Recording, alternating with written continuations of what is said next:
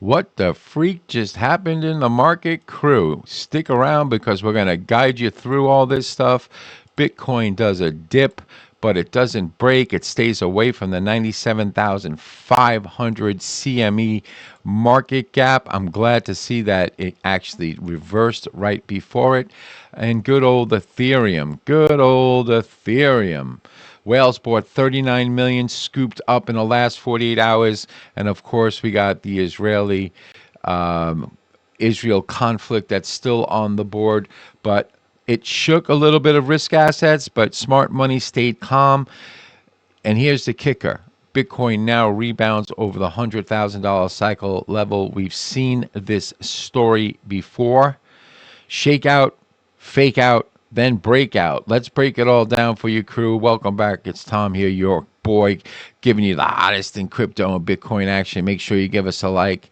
Make sure you hit subscribe. And don't forget to come on over to X and follow us on X, where we talk about Bitcoin and crypto all day, every day. All right, let's get right into it. Let's start with the big dog, Bitcoin. And here's that famous 2-hour chart that I like to use. It told you that a break of this level here could drive us down close to the CME gap. I am so glad that the market only dropped down to the 98,211, shy of the 97,500 level. Now, it is great that we rebounded above the $100,000 psychological level and took back up through this previous low right here. Very good.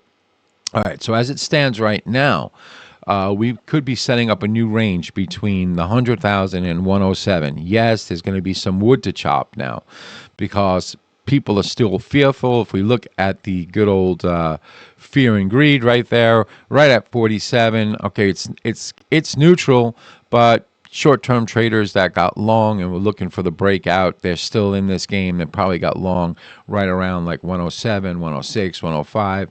So is going to be some wood. Now, what I mean by that is if we come on over to this chart right here, we can look at the structural setup.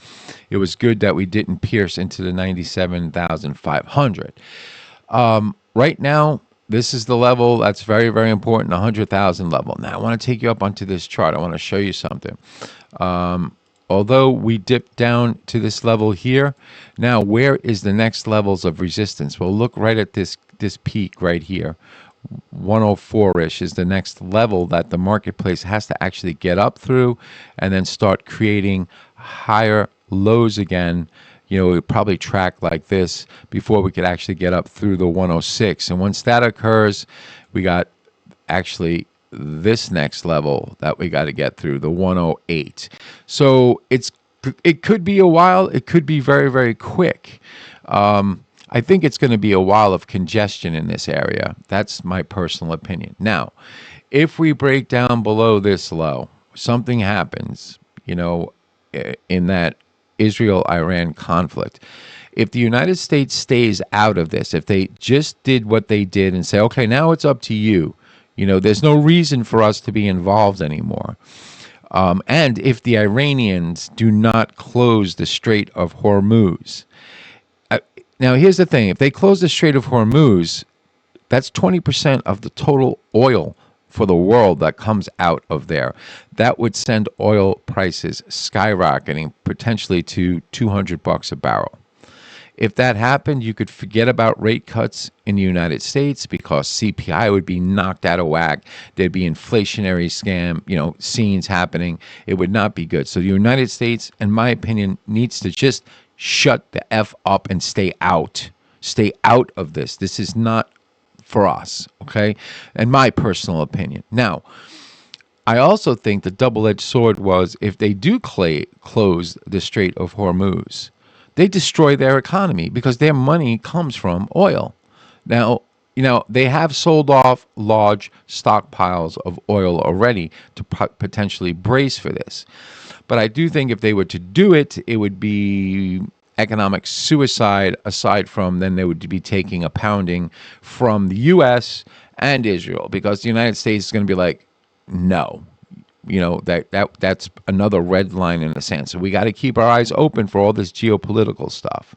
So the break below 98 would be potentially be cautious of that happening, and it would open a door to fill the CME gap around 92,500. But if you zoom out, you could see the big picture. The uptrend is still intact. The bull market structure is still alive. If we come on over to this chart, I want to show you this. Right now, everyone is, fearful. We're going to drop down to 60,000. Bitcoin fear is loud. Everyone's screaming breakdown. But the chart's painting a different story. This is a textbook inverted head and shoulders. Classic structure, classic reversal. You either spot it early or you fade the breakout. All right. Now, again, what's driving all this for us is this stupid Iran-Israel conflict. War is volatility. Volatility is opportunity. We have matched the 2024 downward movement, 12% down. So far, 12% down with the reversal. It would be just incredible if we match that exactly, and then we do exactly what happened in 2024, a parabolic run. All right, now we see this. We dropped 12% on the war headlines, the same setup we saw in 2024. What happened next was the vertical run.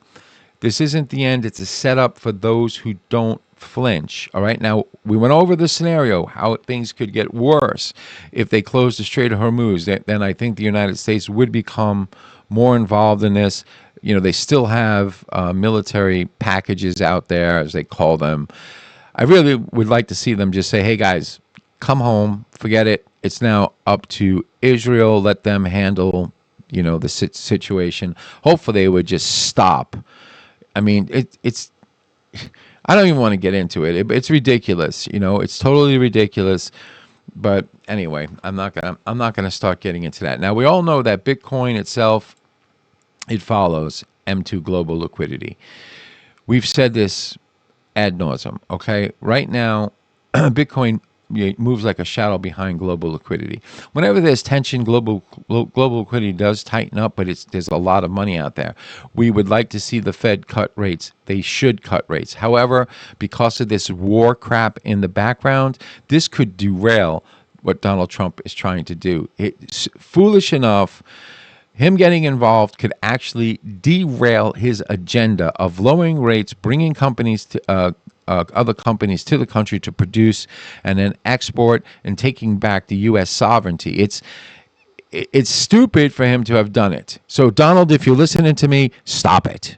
Okay, that's my personal opinion. Don't send the black Hawk helicopters over my house or anything. I'm just stating my opinion. Right? We still have that ability, I think, in the United States. But anyway. We've seen this setup before, right? So divergence is here, all right? The last time Bitcoin exploded. So don't get shaken out at the pivots. The charts don't lie. We're still good. We're still good. I keep referring to that Andrews pitchfork that we had on the monthly. If you haven't seen that video, go check it out. The marketplace is just following geometry right now. Of course, there's going to be to and fro. Did we know that Israel and Iran were going to go at it?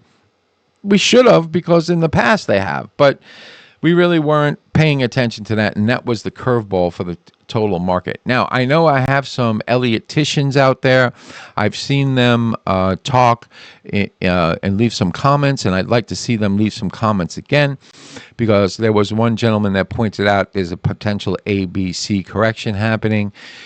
And I have to say, right now, the guy was right. All right, and we're seeing it too. Actually, a guy pointed it out before, so I'd like to. I don't remember his handle, but hey, come back in, give us your points on Elliott Wave. Leave them in the comments. But what right now we're seeing is a classic ABC correction unfolding in Bitcoin. C Wave is aiming right at the demand zone. This is an Elliott accumulation setup nearing completion. All in here is where the smart money loads. Okay, and then the buy zone is itself right here. Don't miss it. I mean, if we do get that dip down there into that CME gap, we'll be accumulating. Now, we're going to have a live stream coming up this Wednesday. Justin's going to be talking about his new takes on this and how he's going to position himself.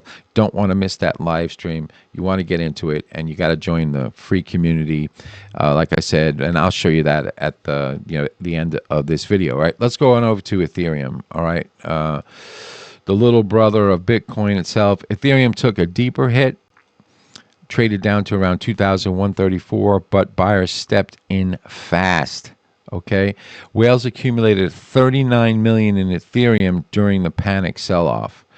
That's not retail fear buying, that's strategic coin accumulation. Don't forget who's behind this.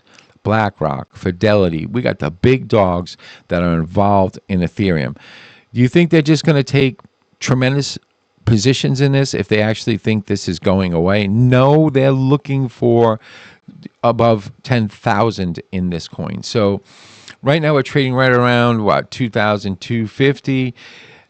I would have to think, right, if the bulls can reclaim the 20-day exponential moving average, the next move could be around 2,700, and then eventually that 3,000 to 3.5 thousand later in this summer. Now, again, Justin will be going over that in the live streams because he's a big Ethereum. He likes Ethereum and he knows more about it than I do. You know, I just kind of glance at it. You know, so if we look at this chart, Ethereum is really repeating history. Ethereum is following the Wyckoff structure really, really well right now. So we're still above the test. Okay, the spring actually happened right here. Obviously, that's the most important point on this chart. Now, if I come back to good old Ethereum, what I want to show you is actually it's holding perfectly. 2019 to 2021, okay, 2023 to 2025 is loading right now. It's the same structure, it's the same setup, it's the same breakout path. Ethereum five figures is not a dream, it's the next move. All right, let's go on over to good old altcoins. We showed you just this chart just a few times. Okay, look where we're sitting right now in the altcoin market. The altcoin market is getting ready to pump, but we have to look at, you know, we got a couple of posts up on X that we want to show you, we want to talk to you about. So if you come on over here, I'll show you the post on X. This chart is screaming opportunity. Bitcoin at 66%, altcoin index at 3-year lows, same levels as 2022, 2023 bottom, but this time it's not a bear market. This is a rare explosive setup. You don't buy altcoins during alt season, you buy them before. So if you look down in here and come on over to our X, you'll see exactly what we have to turn to is Bitcoin dominance, all right? And I want to show you that chart right here.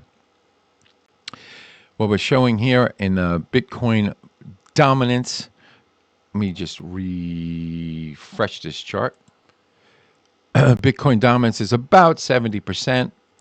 Altcoins may suffer a little bit more in the short term, but this is exactly how every alt season starts. Peak Bitcoin dominance equals bottom for altcoins. Don't fade the rotation. Okay, it's going to happen. So this is all I got for you guys today. We got some news coming out at 9:45, economic numbers, so we could expect some more volatility. You know, so really what's happening is, crypto crew, is geopolitical tensions are driving this. It's fear, not fundamentals. Okay, it's a temporary sell pressure, which equals opportunity. But ETF inflows are steady. Institutional demand is just getting warmed up. And let's be honest, those who get shaken out here probably really weren't ready for six-figure Bitcoin in the first place. All right, before we wrap up, I just want to tell you about our free trading community that I've been alluding to. All you have to do is you click on this link in the description. You'll be taken over to this site right there where you can join for free, where we drop insane alpha and trading opportunities daily, and also the live streams are there that you can see Justin Trade live on Saturdays and Wednesdays. We got one coming up on Wednesdays, 10 o'clock in the morning Eastern Standard Time. All right, you want to follow us on our broker of choice, you just click this link right here. You'll be taken over to WeX, our broker. This broker is actually perfect for us. It is low fees, fast execution, everything you could want from a broker. Completely professional. They don't look to run stops. They They enter your trades exactly where you want it to enter. They basically get you out if they can. If the market is printed there, they will get you out there. So remember, always, always, always follow us on X, where we talk about Bitcoin and crypto all day, every day. And as a short-term trader, what do you have to do? Well, you got to do your own research. You got to trade with your head and not over it. And you have to always enjoy the party, but dance near the door. See you in the next one. Cheers.